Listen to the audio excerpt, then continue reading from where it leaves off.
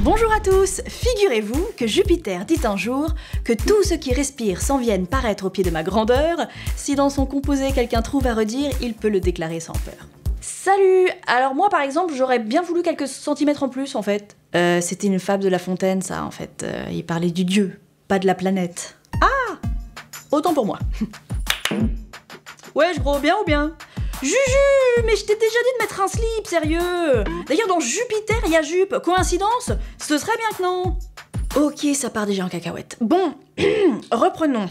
Jupiter est la plus grosse planète du système solaire, c'est la 5e en partant du Soleil, et la première des géantes, après les 4 planètes rocheuses dont la Terre fait partie, et elle a été nommée d'après le dieu romain du ciel et du tonnerre.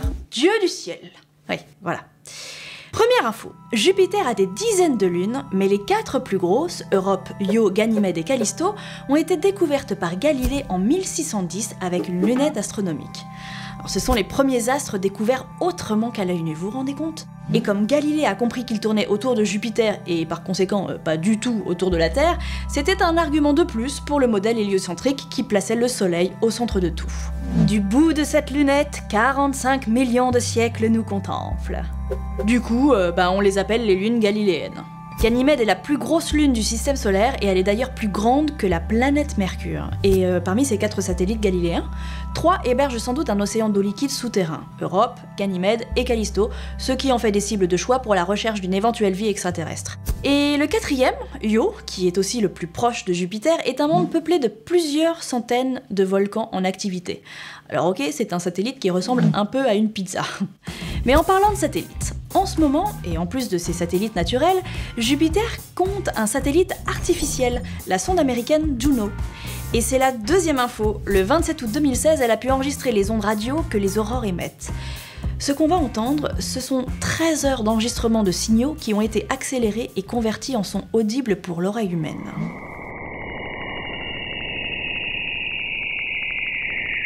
Waouh, c'est un peu creepy. Elles font flipper quand même, tes aurores, Juju.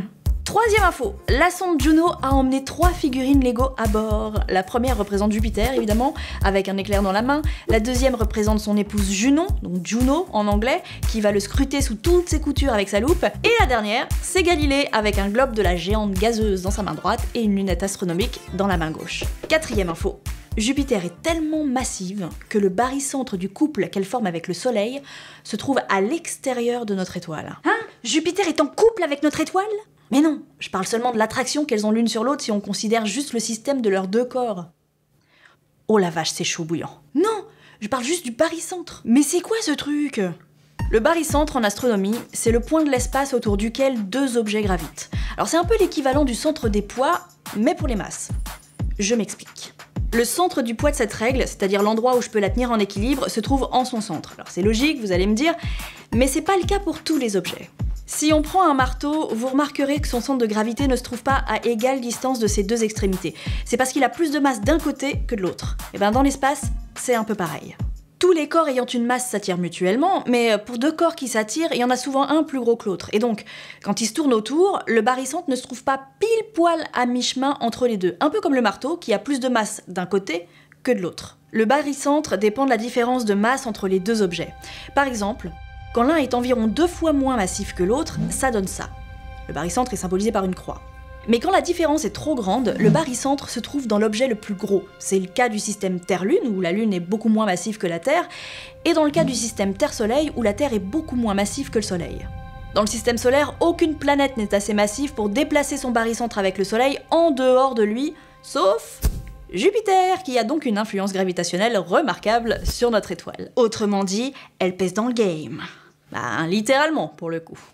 Et 5e info, on a pu observer quasiment en direct les fragments de la comète Shoemaker-Levy percuter la planète entre le 16 et le 22 juillet 1994.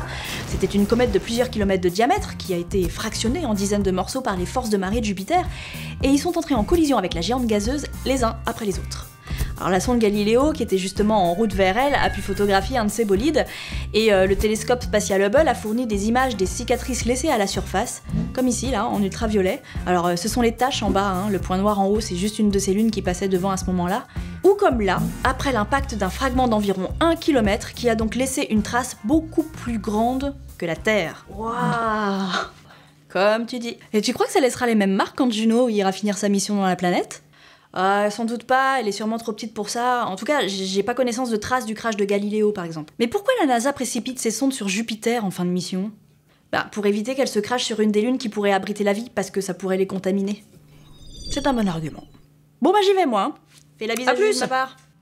Jupiter est souvent visible à l'œil nu dans le ciel nocturne, on peut savoir où et quand avec une application comme Starwalk par exemple. Alors la prochaine fois que vous la verrez, n'hésitez pas à avoir une pensée pour les Legos qui lui tournent autour. Bon si cette vidéo vous a plu, mettez un pouce vers le haut, hein, ça fait toujours plaisir.